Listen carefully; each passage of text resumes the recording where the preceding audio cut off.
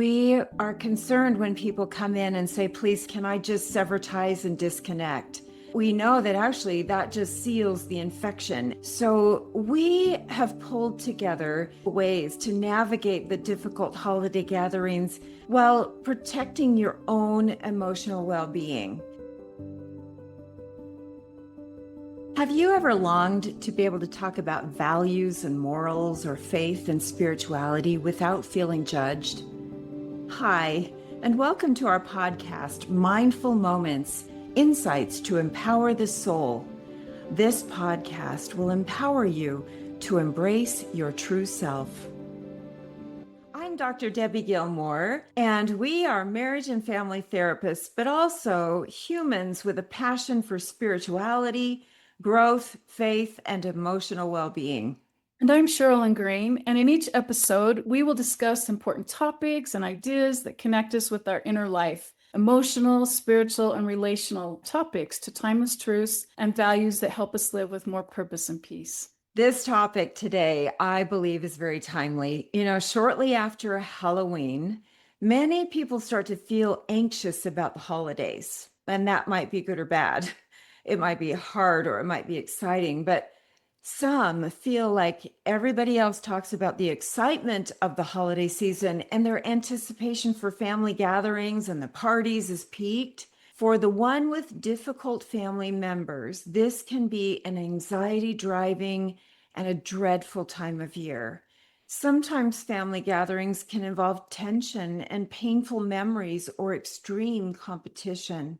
Yeah, Debbie, I'm thinking about, there's really actually a lot of triggers for this, Christmas music playing in a department store or commercials coming on. You're right. There's just, for difficult family relationships, this can be a really hard time of the year. And so navigating the holidays can be really challenging, especially if the tension's building, as it goes. So completely severing ties with family is not a healthy or fulfilling solution. Eventually, the painful disconnection actually causes more tension, more increased heartache, and emotional distress as you work to maintain extreme cutoffs. We are concerned when people come in and say, please help me, I want to prepare for the holidays. Can I just sever ties and disconnect? We know that actually that just seals the infection and closes it off and it festers. So we have pulled together some powerful ways to navigate the difficult holiday gatherings while protecting your own emotional well-being. So if you are in this category, if your heart aches and you're actually more lonely during the holidays than you are the rest of the year, we're going to share with you some of these ideas. Write them down and see which ones resonate with you. The first one, it is so important to set clear expectations. Start with yourself first. Something we often neglect to do is to ask ourselves, what do I hope for as a result of this experience during the holidays? We would be wise to set appropriate expectations. Instead of hoping family members will behave differently, accept them as they are and prepare for the situations that typically come up. Lowering our expectations to an appropriate level can help minimize frustration. You can't control the behavior of others, but you can decide how you will respond. So here's some ideas of ways to ask yourself this. What is a realistic expectation for this visit? What do I want to leave with? Or what boundaries, healthy boundaries, do I want to keep? What expectations am I willing to let go of this year? Clarity in what you hope for or what you think would be good enough really helps prevent resentment later. This preliminary step helps you prepare emotionally so that you have more control over the outcome you're hoping for. Yeah, thanks, Debbie. Another suggestion is to have strong, flexible boundaries. There's this term. And some people are offended by the term boundaries, but in reality, healthy, clear boundaries aren't meant to disconnect people. They're actually meant to protect relationships and set people up to succeed. So boundaries shouldn't be confrontational. They are best applied, I love these words, quietly and graciously. And we know that clear boundaries can be protective of all parties involved when they're administered well. It's so important to begin by setting some personal boundaries early. It's important to communicate these boundaries clearly and calmly, and it could be about specific topics and offering suggestions of topics that are safe and uplifting. So, examples of this could be I'm not going to engage in discussions about politics or religion. I won't get caught in a political argument, or I'll have to leave early if things turn toxic.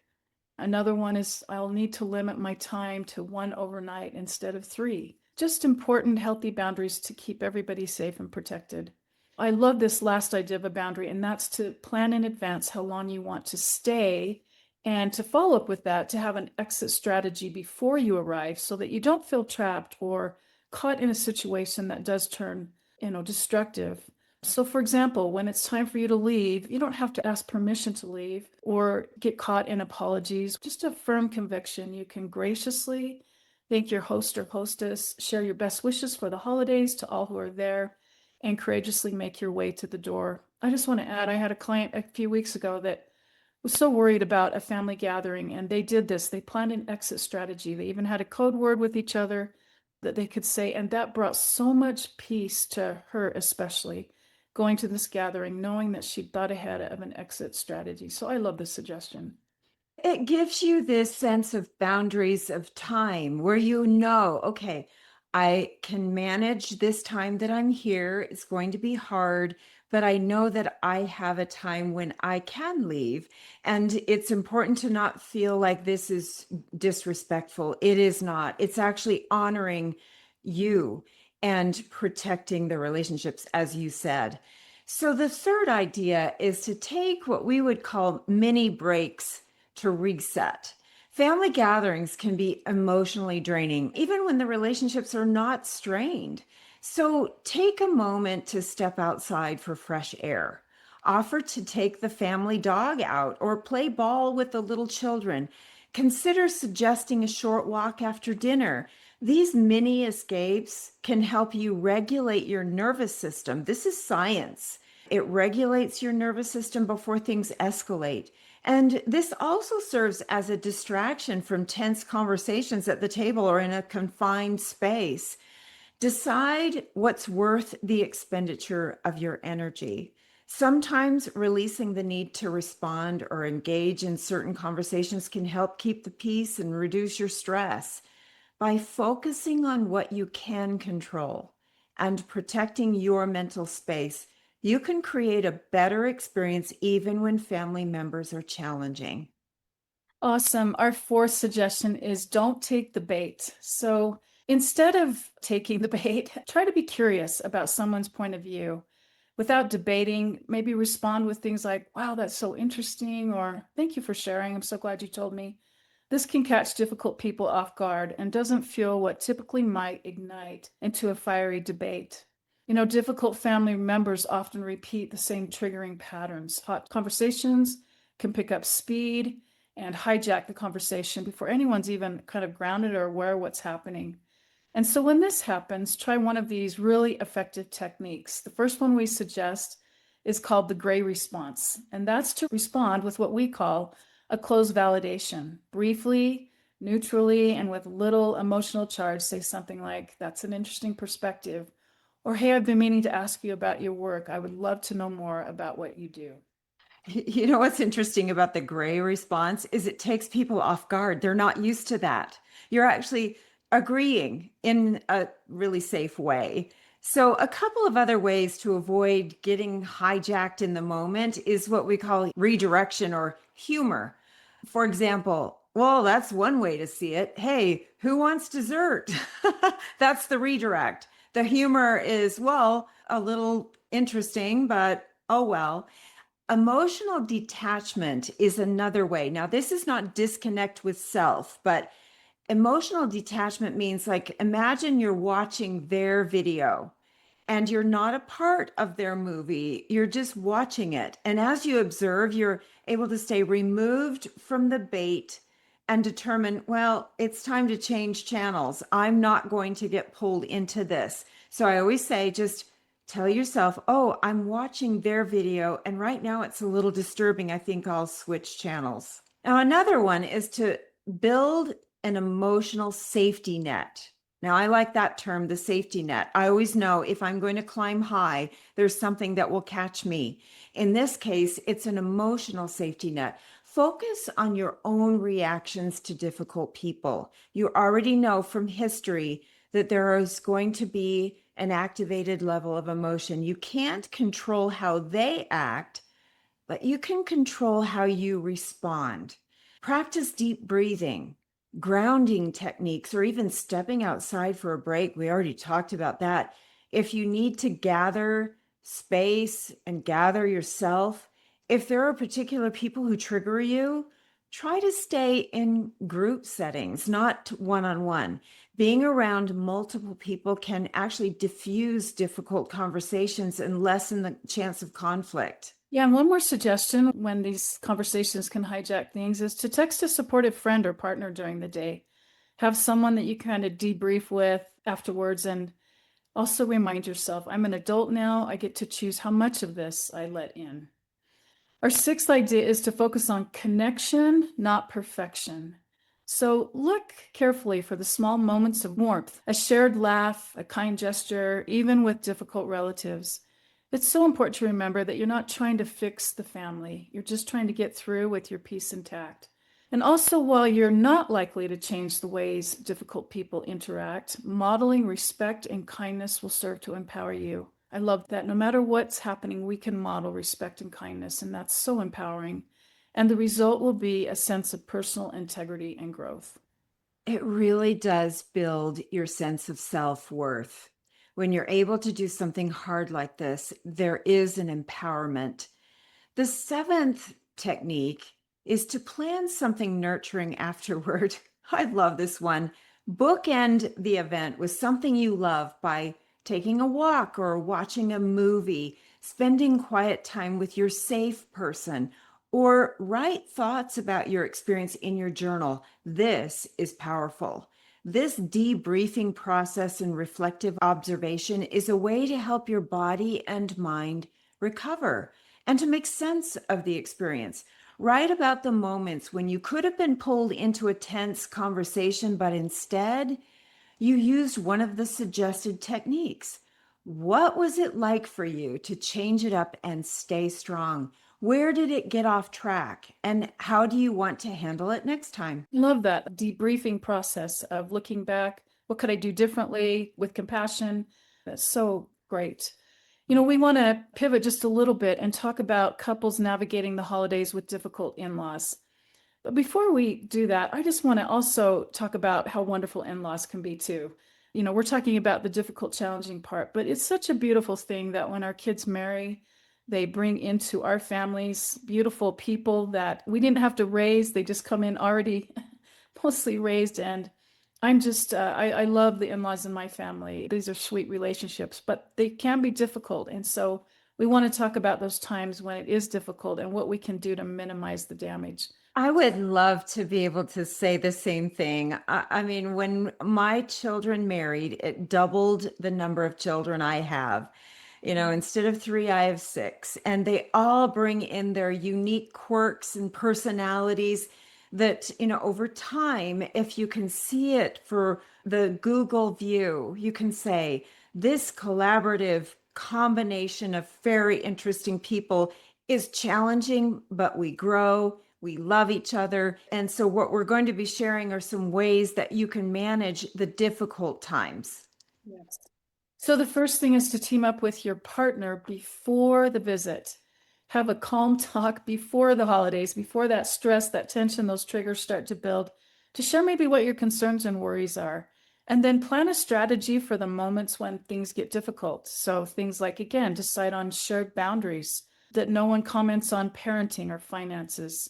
Agree on how to support each other if the tension rises. I love that. Being able to look across the room and see if our partner's in distress and know how to support them at that moment is so valuable.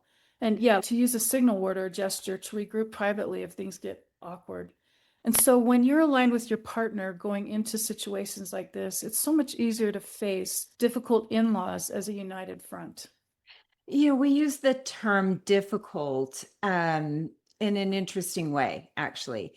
Any premarital couple, when we work with them, we help them prepare for the uncomfortable moments, the discomfort of change, the discomfort of new traditions and rituals, new family. Everyone has to adjust and learn how to do this new relationship. So, we're actually talking about something that's not rare. This can be very difficult, but on the second idea is to set boundaries kindly but firmly. Here's that word again, boundaries. Yes, boundaries are a protection for all relationships, including your relationship with yourself and your partner.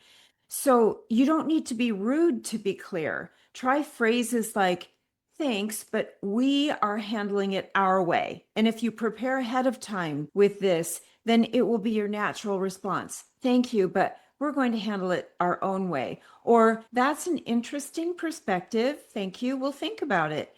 Or we'd love to talk about something lighter. Can we change the subject? Keep your responses to tough questions or statements short, polite, and final. Put a period at the end of it and move on. You don't need to explain yourself, to apologize, or justify your position. That's actually respectful. The moment you slipped into apologies is the moment you have stepped in and fueled the fire. Well, I just want to restate that if we slip into apologies, we step into actually a really negative cycle that fuels the fire. It's so important to understand that. An easy mistake to make, I think. So I'm glad you pointed that out, Debbie. Our third idea is to control the time and setting when possible. So again, give yourself permission to leave if things become too overwhelming. This can look like stepping away from the room, doing an activity that gives you a break, or even leaving the gathering if it's too much. Decide in advance with your partner how long you want to stay, with the understanding that when the time comes up, you will be exiting the party with confidence. If long visits tend to go off the rails, here's some alternatives. Suggest the family meet at a restaurant or a neutral location. This strategy will limit conflict and the time required to be there. That's a natural, logical boundary that we can put in place. Stay in a nearby hotel or Airbnb instead of their house if that's just too close and too tenuous. That's a simple solution for that. Or schedule shorter visits with built-in breaks. For example, we'll come for dinner, but head home after dessert. You are allowed, I'll say that again, you are allowed to protect your bandwidth. It's important that you do this because the holidays are taxing even on the healthiest families. Yeah, we are talking about couples that the in-laws are your partner's family. They are comfortable with them. And so being able to have this conversation before the event to say, it's going to be hard for me. Can you help me? So staying at an Airbnb might even be a wonderful getaway for you as a couple, and then to integrate it with that family gathering over the holidays. Another thing to do as a couple is to manage your emotional distance. It's so helpful to remember that you don't need to like or approve of your in laws to be kind or civil. You don't have to like what they do. Your partner may be extremely comfortable with their family, just as I said, but for some reason, you've never felt integrated within the system, which happens early. So when the tension arises and you need that support of your spouse, use that predetermined signal. Ask your person for support. Try not to personalize the criticism sent in your direction, and it might be real or it might just be perceived. It's more about deeply ingrained patterns than about you. The roots of criticism are often low self-worth or original family members feeling insecure about a new face in the family. That's often what we're dealing with. Remember, keep your expectations at appropriate levels. Try an emotional exercise by imagining a glass wall between you and the energy of the difficult in-laws. This glass wall allows you to see and hear them, but their negativity doesn't touch you.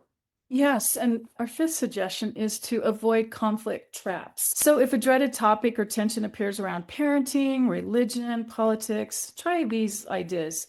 Use the gentle redirects, such as, let's save this topic for another time. Use humor. I think we've solved the world's problems for today. Silence. Sometimes silence is the best power move, to have no reaction at all, keeping in mind that you have a predetermined exit time. Silence can also be a form of mindfulness and self-compassion. Be present with yourself, honoring your discomfort, and escape to your imaginary peaceful place, if that would help as well. Another is to try to think about that special plan following the event or gathering, and allow yourself to feel the anticipation of the reward following the difficult experience. We've been sharing some really important information. Regulate yourselves as a couple. Now, that co-regulation we teach a lot in our work with couples.